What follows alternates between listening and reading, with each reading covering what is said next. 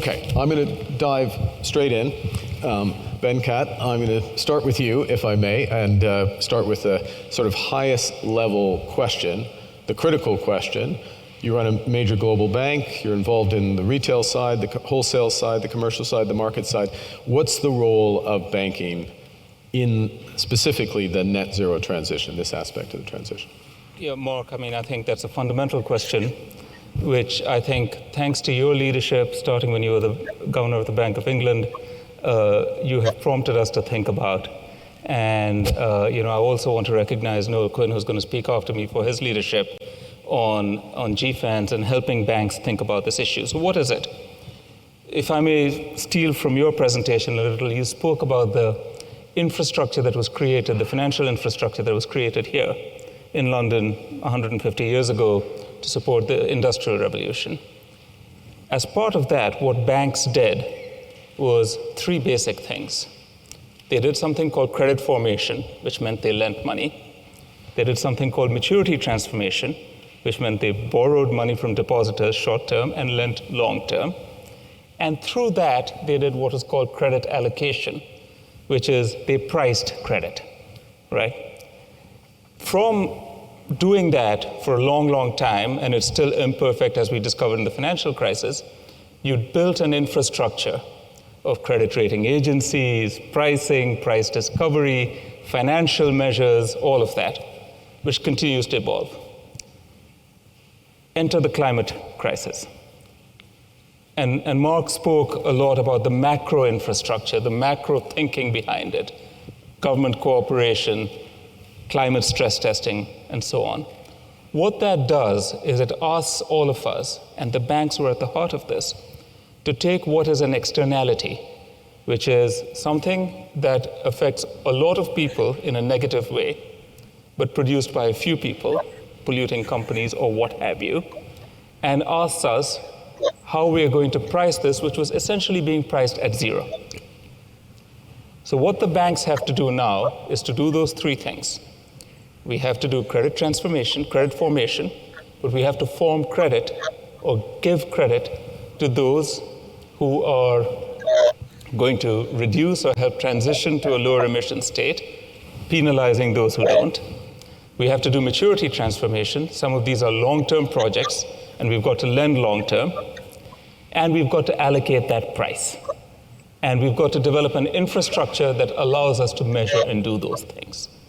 So we are, if we can borrow a phrase from this morning, at the solar panel phase, not the coal phase, of this problem right now, which is based on the initial work that's done, the work that Noel is leading, is now to develop the nitty-gritty measures. And the debates, in fact, are if you were going to go too quickly, then it's raising the price of credit for those who emit greenhouse gases, too much or too little. And that's the debate. But the role banks have to do right now is to do the things we normally do, but very quickly develop the infrastructure, very quickly finance the things that help the transition within the time frame which we need to do, which is, net zero 2050 and the 1.5 degree. Yeah, brilliantly framed. Okay, so banks have to do all those things as part of the net zero transition. Noel, I'm turning to you. You're making many contributions to this, including I spoke briefly about on the emerging market side and the work you're doing on fast infrastructure and others critical to that. But I'm going to focus coming from where Venkat left off, and then where you pick up and the work you're leading for GFANZ, co-leading with Amanda Blank for GFANZ on, well, what does a good net zero transition plan for a financial institution look like? And I should stress maybe for the audience, that's all financial institutions, so across the whole waterfront. So we're doing some work as a work stream under GFANZ. Myself and Amanda are leading it. And we're coming out with a consultation document in June of this year. And in that document, we're going to set out some principles of what a good transition plan should look like. And I think if I roll back a little bit, I think the world is now, and the financial services sector has accepted and is fully behind the ambition of 2050 net zero. I don't talk to many companies or many individuals in the financial services sector or many of my clients who aren't talking about net zero by 2050. You know, the coalition of the willing, the commitment to it is there. You've now got to put the detail behind it. And we as financial services firms have got to put the detail behind it. What is that journey between now and 2050? Now, I have a view, and that document will come out with what a good transition plan should look like. Ultimately, a bank or a financial services transition plan should be the aggregate of their clients. So it isn't something we should create in isolation from our clients, because our clients are the industrial base of the world that have to change their business model, their technology base. So in an ideal world, we'd start with our client transition plans, we'd aggregate it, and then we get to our transition plan. Unfortunately, we don't have the luxury of time, so we have to work in parallel. We have to develop our ambitions, put more meat on the bones of what we have said about our 2050 ambition. We have to define that at a much more granular level. We have to root it in science. It can't be rooted in our own personal thoughts. It has to be rooted in science. It has to be granular, sector by sector, because the transition plan for aviation will be a different transition plan for oil and gas or power and utilities. And it has to stand scrutiny. There has to be disclosure at a granular level. And the publication that we're going to be coming out with for consultation will try and put some detail behind that. The other thing I think is going to have to do is set a realistic expectation. Not every industry sector has yet got a defined science-based transition plan that is well thought through for the next 28 years. It's dependent on possibly some government policies, and it's dependent on some technology innovation. And I think we need to be transparent in that disclosure. And the other thing it will have to do, it will have to distinguish between financing green and financing the transition to green. And unfortunately, the world is quite binary at the moment. It's either green or it's not green. And most of the industrial base of the world is not green today, but it needs to transition to green. It needs to transition on a journey. And I think good, open, honest disclosure about what is genuine green finance as opposed to transition finance needs to be part of that disclosure. Yeah. Okay, exceptionally well framed. And you mentioned, one of the many points you made is this working in real time, working simultaneously, the financial sector and the real economy. And that, you know, in a perfect world, we would have started this 25 years ago when it became very clear that we needed to do it. We're far from a perfect world, and so necessity is that this works in parallel. The good news is that there are leaders in the real economy who are thinking about these issues, not just thinking about these issues, but acting on them. And I want to turn to Cécile and frame, and I'm going to state part of the problem. Engie is very much a leader in this area, but part of the problem is that we don't have, you mentioned this point, Noel, we don't have science-based pathways for all sectors. In fact, we don't have science-based pathways on a granular level for some of the most important sectors, including energy, and this is something we need to rectify with urgency. We need to recognize this and rectify it quickly possible. But Cécile, I'll ask you the general question, which is really the need for your observations about the need for these sector-specific pathways to net zero, reflecting the work of Engie and the wider dynamics in the energy sector. Thank you for giving me. We have our first muting, I'm afraid. Can you hear me? Yeah, there you are. Yes, perfect. Thank you. Yeah, okay. So, as you know, Engie is a company with a big purpose in its article of association to accelerate the transition to a carbon-neutral economy through, of course, energy efficiency, but also environmentally friendly solutions. So our roadmap is very clear: to be net zero in 2045 in the three scopes, scope 1, scope 2, and scope 3. We will accelerate our large-scale renewables production So 50 gigawatts installed in 2025 and 80 gigawatt in 2030. But we will also develop decentralized energy infrastructures because energy transition is also a decentralized challenge. The last commitment is to exit from coal in Europe in 2025 and in the world in 2027.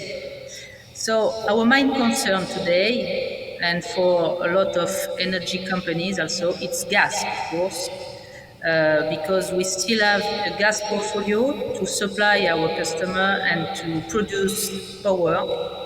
So the challenge is to green very fast the gas, and we actively develop renewable gases productions like biomethane or hydrogen.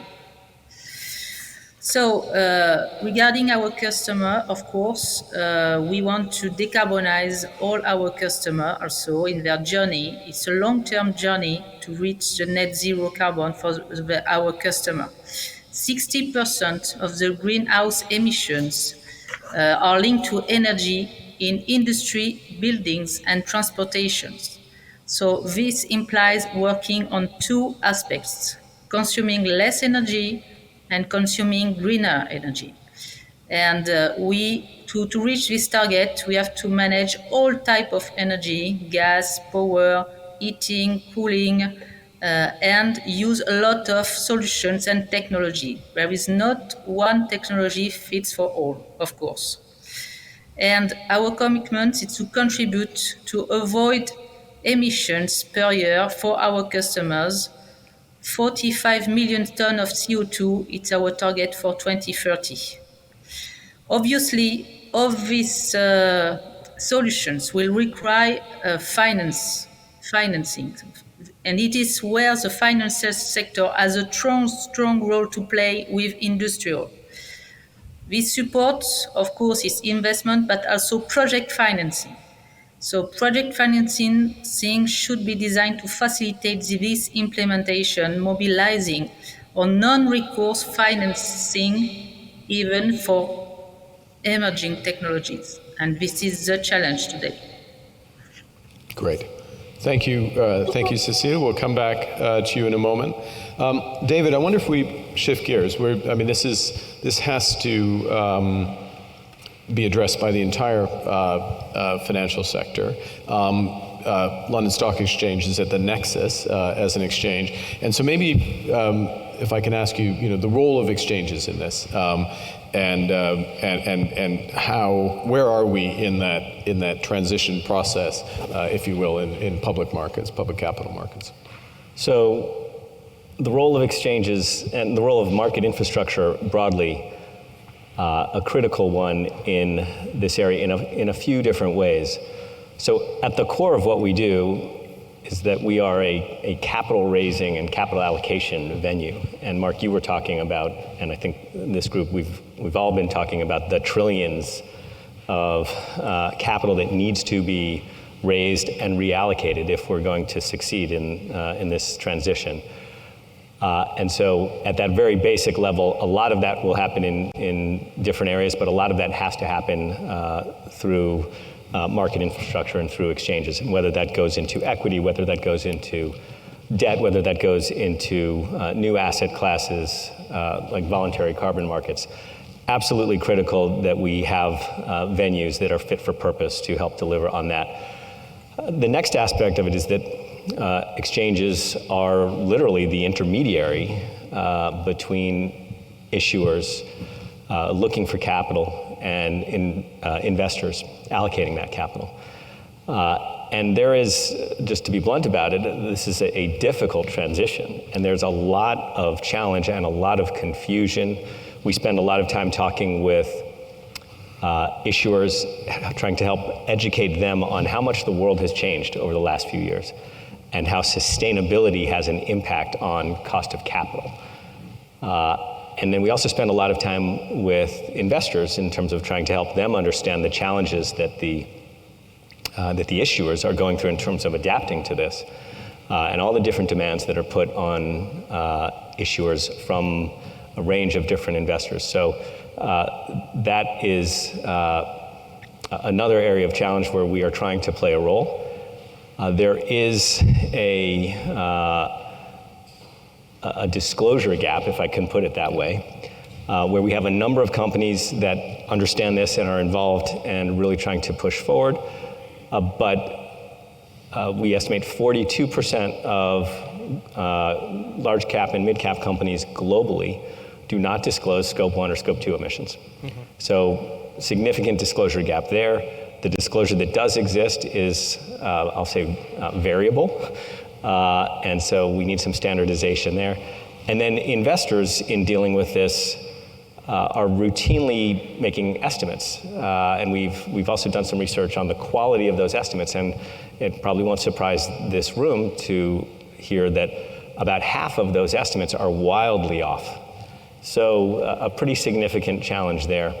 And that really leads to the third thing I'll touch on, where there's a critical role that market infrastructure and exchanges have to play, which is in terms of helping to address this disclosure gap with greater standards around disclosure. And we're working closely, of course, with GFANZ on the real economy transition work stream, which is critical to this in terms of helping companies understand how to work with this and how to get to the right place in terms of the disclosure. I think we also need governmental requirements of implementation of disclosure frameworks aligned with TCFD, aligned with ISSB, and the exchange community is very supportive of that. I think on the data side, we're also very supportive of making clear the breakdown of revenues from green and non-green, so that helps investors allocate the capital in the areas where they want to. And then also, from a data perspective, absolutely critical, and the exchanges have a role to play in pushing for this and facilitating this as well through carbon transition plans. Yep. And making sure that those are mandatory, that they're published, and that, again, investors can use those to help think about how they're going to be allocating capital. So across those different areas, and the actual raising of capital, that intermediary role between issuers and investors, and then the drive for standardization of disclosure to help this process. Very helpful. And just to be clear, I got to open the stock exchange this morning. You can tell it was idiot-proof to launch the stock exchange because I was finally allowed to do it. But you made a very clear call at that ceremony along these three items, and with specific timelines. So London Stock Exchange came out today very clearly on transition plans, on breakdowns of revenues and disclosures, and with specific timelines in that. So we do think it's really important. It hasn't been easy, and a lot of this has been led by you and others in the private sector, in some areas from your central bank perch, but we do need that government push. Yeah. And we do need the policymaker push, and we do need the regulatory mandate to make this happen. Yeah, very good. Okay, Javier, how are things at Heathrow? Well, they are great, much better than the last couple of years, and it's fantastic, probably we can see here in the room. But I think talking about carbon, I think that we are definitely making that happening. I think for us, step number one, and it is really important that absolutely every single industry starts with the same step, is recognizing the uncomfortable truths, which is the fact that aviation does contribute to global house emissions. 2% of global house emissions globally today are produced by aviation, and science is unequivocal, showing the causality between those groundhouse emissions and global warmth. When you focus on aviation, 95% of that comes from aircraft burning fossil-based kerosene. So the challenge for us is to really remove the carbon from the air. And we have a crystal clear plan that is solid and is backed by science. First of all, is making sure that we have more efficient conventional planes. We are seeing every single year cleaner aircraft replacing old fleet. Second is using sustainable aviation fuels. That technology exists, And it's a matter of scaling that up. Sustainable aviation fuels generate 80% less emissions than traditional fossil-based kerosene. The third is incorporating new technologies. We are confident that in the mid-30s we will see hydrogen supporting aircraft, especially in shorter routes. And the fourth thing in our plan is to really making sure that we continue investing in greenhouse carbon removals, either nature or technology driven. But we have a crystal clear plan that, and a clear commitment to really decarbonize aviation. And in fact, we are decarbonizing aviation. I think the big challenge for us is to really scale up that transition. The good news is that the technology exists. It's called SAFs. So the largest opportunity is to really allow markets to price that risk accurately, so we can really attract private investment to really move at faster pace. And to do that, we are two fundamental things that we are focusing. First of all is accountants. We have a role to play. We have touched here today many times on disclosure gaps. TCFD, TNFD, exposure drafts of international sustainability standard boards. I think the pressure is increasing and is clearly showing in one direction, which is providing the markets the tools to really price carbon risk more accurately so we can create those incentives. But apart from feeding markets with better tools, we are requesting the government to really support us to scale that up. Because what's really at risk here is we need and we must protect the benefits that aviation provides to society today. We are enabling most of the economies, and more importantly, 13 out of the 17 United Nations Sustainable Development Goals are enabled by aviation. So we must decarbonize that. So the big problem and the big challenge for us is that we are not doing that fast enough, and we are not doing fast enough because we don't have enough sustainable aviation fuels. That technology exists, has been proven over the last 70 years. Heathrow today is the global largest consumer of SAFs. Half of the UK jet fuel at Heathrow, at the UK is consumed by Heathrow. So if we can fix Heathrow, we can fix aviation. We are the only hub airport in the largest aviation market in the world. What we really need is to scale up the solution. So our ask in terms of government policy is twofold. One is to a mandate on supply, which can create the investment case to really attract private investment. And second, a contract for differences, because unfortunately today, SAFs are up to 5 times more expensive than traditional kerosene. So I think with the right determination, with the right policies, we are already decarbonizing aviation, and it's absolutely critical so we can really create the investment case to accelerate the transition. Fantastic. Okay.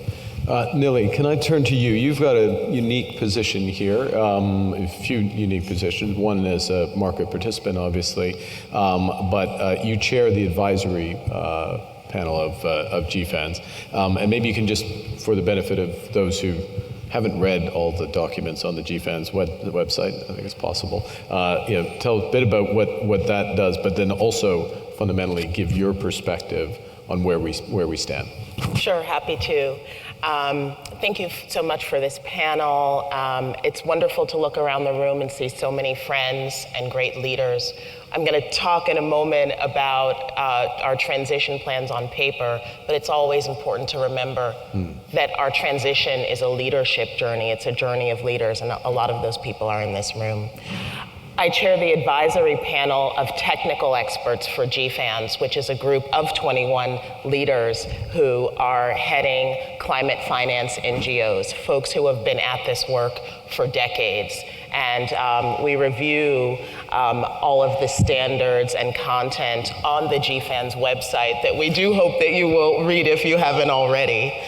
And what I really wanted to underscore in my remarks today is the importance, as we think about the finance sector transition planning work that we're all doing, of using finance as a critical lever to drive the transition in the real economy, as we've heard from all of the panelists today. I'm also a financial services practitioner as the vice chairwoman of Carbon Direct, where we're investing in climate technologies to decarbonize heavy industry. Sectors like aviation, cement, steel, the energy sector itself. And so this journey of leadership is also a journey of courage, where we're willing to lean in to do the work that's hard. So as you've heard so far from the remarks today, GFANZ is working to provide the tools and guidance to support financial sector leaders in working with corporations and with governments to affect this decarbonization in the real economy. I come into GFANZ through the Net Zero Asset Owner Alliance, where I chair the investment committee of the David Rockefeller Fund. I chair the investment committees of 2 Rockefeller family institutions and sit on a 3rd, all of which have made net zero pledges. And when we sit around our boardroom table, what we talk about is we really think the only way that we can manage climate risk in our portfolios at the end of the day is to get busy with doing the work of stopping climate change in the real world. And this is because of the double materiality that exists between the risk that climate change puts on our asset portfolios, but also the risk that financial portfolios puts onto climate itself. And so the last thing that I'll do is just to talk again through this lens of what the financial institution transition plans look like as it touches on key issues for the real economy. This is summarizing some of the things that you've already heard. So it's real economy transition plans. Thank you for your leadership in this, David. This is sector-specific transition plans, recognizing and doing the focused research to acknowledge that the transition for each sector is unique. Noel, thank you for talking about that as well. And then when we do our portfolio alignment work, it's thinking about how the portfolio transition aligns with those other aspects. It's managed phase out of high emitting assets. Again, making sure that we're leaning in to take care of emissions where they are in the real economy. And then the finance sector reaching out to the other sectors that are critical partners to us in these efforts. It's net zero public policy, and remembering that research shows that 2/3 of the remaining financial investment that we have to make to achieve net zero in the real economy needs to be made outside of the US and Europe. And so this means mobilizing capital for emerging market and developing countries. Great. Okay, we've got about 20 minutes left. So I want to sort of tee up how much, I'm going to ask a question. I'm going to combine 2 questions and people can take it the way they want, which is how much of this is actually happening on the ground? So how much actual decarbonization has been spurred? I mean, there's a big shift in the structure and more to come in the next few months, but what's happening actually on the ground? If you want, this would be the chance to, if you have any reflections about the geopolitical situation and the consequences of that. And maybe, Noel, I might start with you, and Cécile, I'll ask you to go next, given that you're very much at the center of all this. It definitely is happening at the moment, and it's happening at an increasing pace. We need to even increase that pace even more. But if I think about the dialogue I'm having with clients now, pretty much every client is talking about developing their transition plan. Pretty much every client is talking about investing in new technologies that will impact their current carbon footprint to lower it. I've personally been through the 3 transition plans of 3 oil companies as a first pass over the last few weeks. And I can see their investment in renewables that's taking place. I can see the reducing investment in some of the oil and gas production that's taking place. I can see the investment that they're planning on hydrogen. And I can see how they're trying to improve the carbon intensity of their existing extraction processes. So I can start to see that detail, and I can see the projects that are coming to the market to fund that new capital investment in alternative energy sources. I see that in aviation. I mean, we're talking to Heathrow at the moment on how do we get refineries built in the UK to produce SAF, and how do we work with the government to get those two signals put in place, the demand signal and the price support mechanism, and then private sector equity and private sector finance comes in and funds the build of those plants. Those projects are there. And it's happening around the world. It's not just in the UK, there's projects there. So I think it's happening. The real challenge for an organization like ours, in 60 countries, 200,000 people, it's a massive re-education. You know, I've grown up as a banker for 35 years in the group, and you've got used to understanding today's industrial base. And all of a sudden, you've got to start thinking about, actually, I've got to learn what this industrial base is going to look like 5, 10, 20 years from now. And I've got to get used to understanding the credit risk assessment process for brand new technologies with brand new business models with unproven revenue streams. So the real challenge for us as FS firms is re-educating ourselves, our teams, on how to risk assess, how to help those clients on that investment curve. It's a huge amount of investment that's going to be done. It's massive. In the last 2 years, we've either directly on our balance sheet or through capital market activity, we've advanced $127 billion of funds on projects associated with sustainable finance. Now, not all of that is pure green, some of that is transition finance. That's a whole new skill set that we all have to get used to on a time scale that we've never done before. You know, wind and solar took 25 years.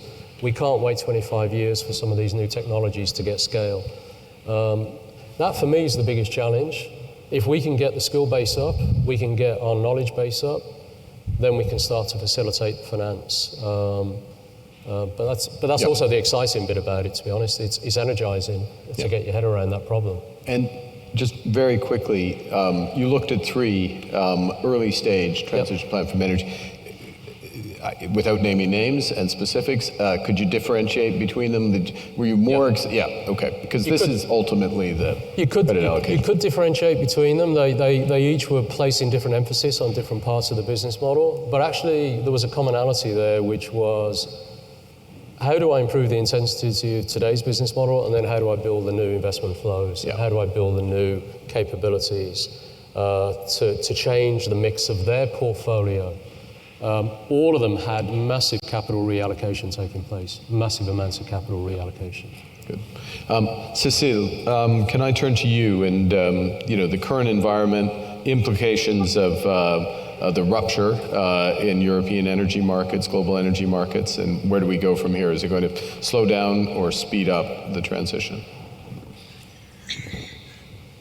So today, the geopolitical context and the rise in prices of energy and fossil fuel energy is, of course, an acceleration for the customer to switch to net zero and greener solutions. So what we see at short term in terms of trends, it's first more and more demand on reduced energy consumptions, because you reduce the cost for the customer, and also you reduce the emissions, the CO2 emissions. So this is the first trend. And the second one is to have local production for local usage. So much more resilient solutions, green, of course. For example, we deploy a lot of distributed solar panels on site for industrial, for example. And today we are able to scale these solutions. For example, to have a big program for industrials on many sites around the world with energy efficiency commitment on 3 years, 4 years, and also to deploy decentralized solar panel on their sites to exit from the power prices they can have. Because, as you know, in Europe, the power market and so the prices on the market are huge, and the power is driven by the rises of gas prices. So these trends are massive in industry. It's not the case today for public. Public housing, public institutions. So we need also to have a strong push on the public side to accelerate the energy transition, but on the private sector, it's clearly accelerating today. So of course, a very positive moment and to reach the net zero. It's a critical point. I just reemphasize. You see this directly, but and you're seeing it, Noel and Venkat. I'm going to turn to you in a second. But the businesses, as they start to look at their emissions, very quickly look at their scope 2, and if their traditional supplier is not providing the solution, they go for a distributed solution that Engie or others do to get their scope 2 emissions down. The second thing, which is quite striking, and I didn't think about it until you said it, is of course we have this big weapon of public procurement and public adjustment, but actually the one sector of the economy, and this is true, it's true in Canada, it's true clearly in a number of other jurisdictions, that the public side is not moving that rapidly, or not as rapidly as the private side. But Venkat, your observations on how things are going. Yeah, so I agree with what Noel has said about on the corporate side, people are finding the religion and making the adjustment. I think a last mile problem has come onto us a little faster than it might have before because of what's happened with energy prices. So energy prices are a doubly regressive tax. People who are from lower incomes, households, end up paying a greater proportion of their income for energy, and they live in housing stock which is not as modern, so they have to spend a little more to heat that home 1 degree. And what it has brought to us, what the events of the last few months have brought to us, I think, even more urgently than before, and banks and governments have a role to play here, is to find ways to finance home improvement. It's what you call, Mark, the demand side. Yeah. But it's the public demand side, home improvement solutions that could be as basic as insulation, better insulation, and as complex as solar panels or better boilers, but to make the payback faster and to provide the financing that can just improve that very large but distributed demand base. But is it fair to say, if I pick up on that last point, that you haven't seen coordinated policies on this, that because there's a sort of wave and I'm not picking on any particular country, wave of home retrofit initiatives, but at least in my experience, they're not coordinated with the financial sector, and what you're calling for is a more... Yeah, I think it's coordinated, and both in a combination of incentives, a combination of either financial adjustments or policy adjustments that would make it happen. Yeah. Okay. Yeah. So it's interesting to think about the long path that we're going to be on in this transition. It's not the first market crisis. It's not the first commodity cycle that we're going to go through between now and 2050. And so back to this leadership journey, one of the things that I think that we're doing now is building the muscle memory of how to take society through periods of volatility that will go down along the way. And then we also have the opportunity to communicate the intersection of macroeconomic trends that have always been important to the markets and of the net zero transition as we go down it over time, which is why, Mark, I really appreciated the speech that you gave when you received your Lifetime Achievement Award, the Volcker Award, where you talked about how in the short term we may find some inflationary pressures as we go through the beginning of the transition, but by the end of this decade, we should start to see deflationary and significant pro-growth trends that come out of all of the stimulus that comes from the investment that we now have to make ahead. And so there's a communications and education opportunity that is with us right now, as well as an opportunity to ratchet up ambition. It's one thing to sit in an easy market environment and say that we're going to be ambitious. It's another thing to now be tested and really have to step up, but we have the opportunity to use this challenge actually to accelerate the intention and ambition that we need to see all along the way. Thank you. I couldn't agree more. David, I wonder if I can shift the question a bit, turning to you. And you're involved in the real economy transition work, and it's a question about the degree of collaboration that we're seeing, whether it's and it's a general question for the panel as well. Along supply chains and others, because so much of this is about system change. I would say we're doing okay, but there's constant theme, so much more to do. In terms of the real economy transition workstream specifically, there is a lot of work that we're trying to do to, I'll put it this way, not reinvent the wheel. And there's so much that's been done already over the last couple of years. There's so many organizations, groups, collections of asset managers, asset owners. We're trying to take advantage of that and use that accumulated experience, accumulated knowledge to make progress, again, quickly.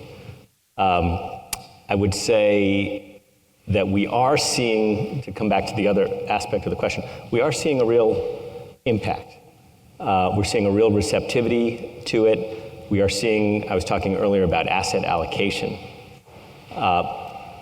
We're seeing very significant shifts in assets into this space. And we're therefore also seeing a receptivity and a recognition of that by corporates. But a desire by them to really understand how this is going to work. And so that element is what we're still working on. We're going to, as you put up on the screen earlier, yes. September, I think, is our time frame for getting those recommendations out. But it's having a real impact in terms of how companies are changing their behavior. Those that are going through the process of making transition plans, yeah. We're seeing that actually change behavior. We're seeing it within LSEG itself. We have we published our own climate transition plan, had it approved by our shareholders. What does that mean in practice? It means that we actually have to change our travel practices. And we have a carbon budget for travel. And that's not just at LSEG. I think that's what we're seeing when you put these targets in place, when you put the plans in place. We are seeing in many, many different ways those kinds of changes in behavior. So. Fantastic. Yeah, the reason I put that on the screen was to make sure that it came out in September. Because it's been on the screen, it's got to be right. Javier, what comments on, you spoke a bit earlier about what I took in part and would agree with the need for this greater collaboration with government as well, in terms of, you gave the specific example around contract for differences. Well, I think it's not just with the government, it's across the entire industry. I think that we have all experienced in the last 3 years that when we are facing global challenges and global opportunities, it requires global solutions. I think the first years of the pandemic, which is just a micro version of what the consequences of climate change will generate for this planet, we saw many governments running in different directions to try to provide a solution. An organization like Heathrow, which we make our living by connecting platforms, connecting markets, connecting industries, connecting different players, we suffer from that. And it's only when collaboration really kicked in terms of really defining what's the common problem, the common challenge here, when things started to work. And I think aviation has behaved extremely well, in my view, in the last few years in regarding with the carbon transition. And in the UK, aviation was the first sector to commit to net zero by 2050, and that was followed at a global level by our global industry, IATA, who was the first to commit globally to net zero by 2050. I think the government now is taking the next step in terms of creating that aspiration of adoption of at least 10% of SAFs by 2030. But I think the next big step is happening this year. Hopefully this summer, the United Nations ICAO General Meeting in Montreal, your country, Mark, yeah. will be the first one really approving at global level that transition to SAFs, and hopefully that will be backed in the UK with the adoption of jet zero policies. Because I think at the end of the day, in an airport like Heathrow, 95% of our global house emissions comes from Scope 3. if we don't deal with the scope 3 and we don't use the power that we have as an airport operator with the different stakeholders, engine manufacturers, our access to government to write the set policies, at the end of the day, it will have ultimately an impact on us and our consumers. So collaboration is absolutely, in my view, the critical ingredient to get this right. Fantastic. Okay, we're coming to our last few minutes, so I'm going to give everyone a chance to weigh in on your final reflections, not final, but final for this panel at least, and including core priorities of what we need to do. The one, I'll make one observation, this isn't a question, is that David, you referenced a huge number of initiatives that are out there, and that's right, and building on those initiatives. One of the things that's coming together, whether it's the work of GFANZ, the work of SMI, the UK transition plan, the prospect of mandatory transition plans here, groups such as Climate Action 100 plus, Mission Possible, First Mover Coalitions, all of these point to some common requirements, common data requirements. I was struck earlier, you were referencing the figures on and we know this, how much of emissions data is estimated and how that can lead to bad decision making. Now, it's not beyond the wit of humanity to improve that. All of these initiatives point in the same direction on that, and so I think we will get there.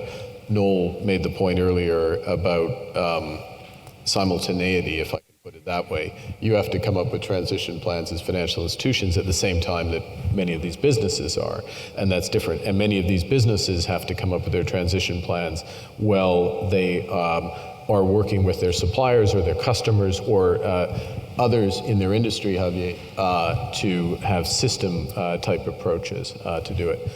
And they have to measure the data at the same time. And that's just the messy reality of this.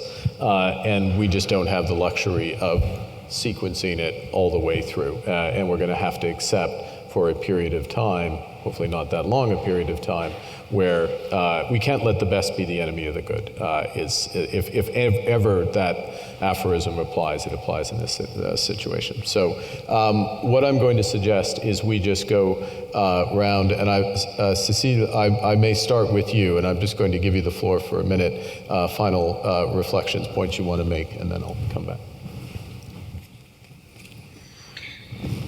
Yes, so I think that to tackle all these challenges, we need, of course, to have real commitment in the companies. And for example, in Engie, we take, in fact, a carbon budget now to decide where we invest or we don't invest. So it's not only profitability, but it's also the impact on the environment. So we can reject a project very profitable because it's over the carbon envelope we have for a year, for example. So it's really important that each player is very strict on this, and commitments. It's long-term commitments, of course, but the journey has to be respected if we want to reach all these big ambitions to net zero in 2050 or 2040. And the second point also is to say that we really need for new technologies, because we see that the huge improvement in CO2 reduction will come from a lot of new technologies we don't have today. So on new technologies, for me, the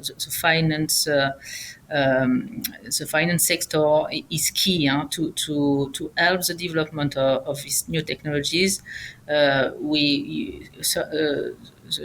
Someone who are talking about the SAFs, for example, we invest in SAFs plants because it's not a new technology but a new market. So we need to find non-recourse financing for this type of project. We invest also on hydrogen.